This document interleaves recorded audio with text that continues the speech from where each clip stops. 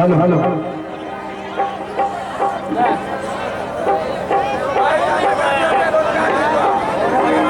बोलो बोलो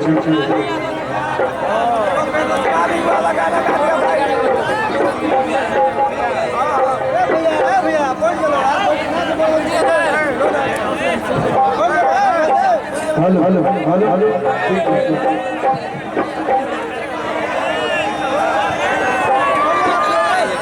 बड़ी बड़ी और बड़ी सौभाग्य की बात का देव देव के पावन धरती के जिला बलिया में बड़ी बड़ी बार आवे के सौभाग्य प्राप्त भइल। बड़ी बड़ी हम सब लोग के गार्जियन राजकुमार बबलू भैया के माध्यम से संकल्प विपुल जी के जने होंगे। एक बार चाहा कि जितना लोग उपस्थित पर एक बार विपुल जी खातिर आशीर्वाद के रूप में जोरदार ताली हो जाएगी अपने महान आशीर्वाद ताकि आप लोग के आशीर्वाद कुछ भी संभव नहीं है।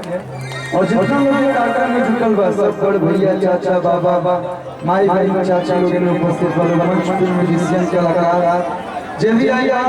सब लोग के हम अरविंद अकेला वाला आप लोग के करुआ एमएन से गोड़ छूट गोड़ लगा है कोई काता रह जाता शुरू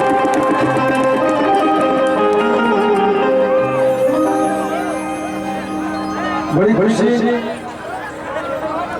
होता कि कोरोना के बाद फिर से आप सब लोग के आंखों से देखे के मिल जाए नहीं तो बुरा हम सब बंद हो गया। लेकिन फिर से आप सब लोग के बीच में हमने सब कलाकार के आई बस से ये कृपा कर बिल्कुल भैया और पूरा परिवार हमेशा खुश रहो हमेशा जगमगाता हो और हमें सब कलाकार के बुलाओ हमने कैसे ही आप सबके बीच में आए और जितना लोग उपस्थित बने लोग के हमने क्या किया जब थोड़ा थोड़ा पीछे हो गए हैं कोई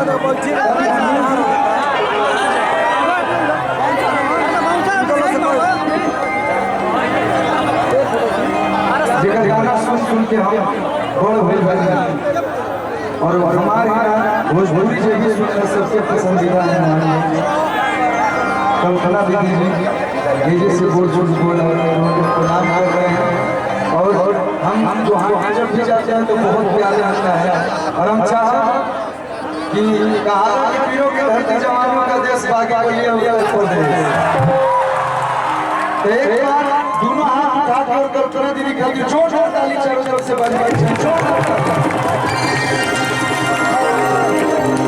ना आपके जैसा कोई था ना आपके जैसा कोई होगा ये सच्चाई है। आपका आशीर्वाद हमेशा मिलता है और आजीवन मिलता रहे बस यही कामना है। कोनो भी शुभ काम का शुरुआत कर जाला कैमरा पर ऐसे लगा प्रेस कॉन्फ्रेंस होके वाला हम कोनो योजना में जाते वाले सब लोग के स्वागत है सब लोग के नमस्ते सब लोग के प्रणाम। कोनो भी शुभ काम का शुरुआत वाला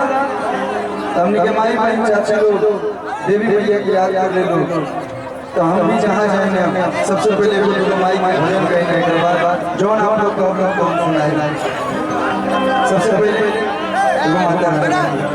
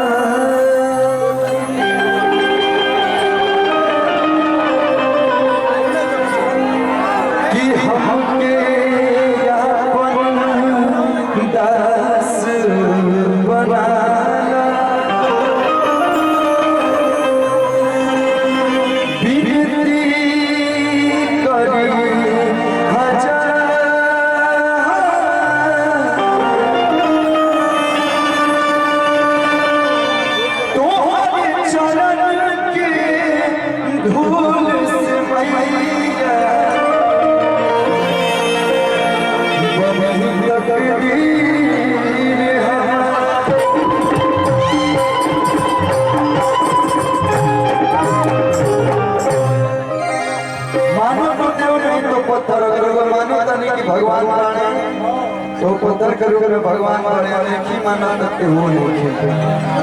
हमने के जब पैदा करे बा माई बाबू जी के रूप में ही हमने के भगवान के देखते हैं से माई बाबू के रूप में भगवान के देखते हैं तो भगवान बने तबे कोरोना जैसा महामारी आई हमने के देश में से लड़ला सरा सब सिर्फ सब लोग इधर जुटल बा देखिए माई के मंदिर में गई तो माई से कहा था कि मैया हम तुम्हारा साथ रहना चाहता नहीं तू जहाँ जहाँ जाए तो हम तुम्हारा साथ जाए देखिए कैसे कोना भाव कि अजी अंतरे बाटे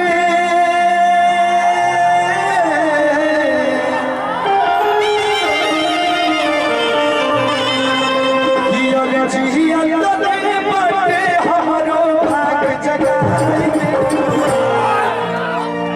हो अजी अंतरे बाटे हमारो भाग जगाए फूलवे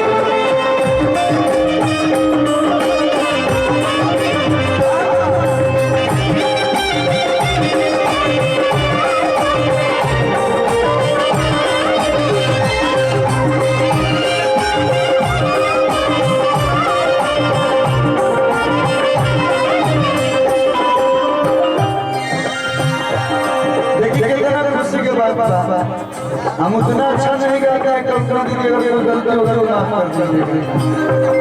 सच बोल रहे हैं हम मुझसे प्यार है ना कोई सीखनी ना कोई सीखनी ना कुछ पवन सिंह के गाना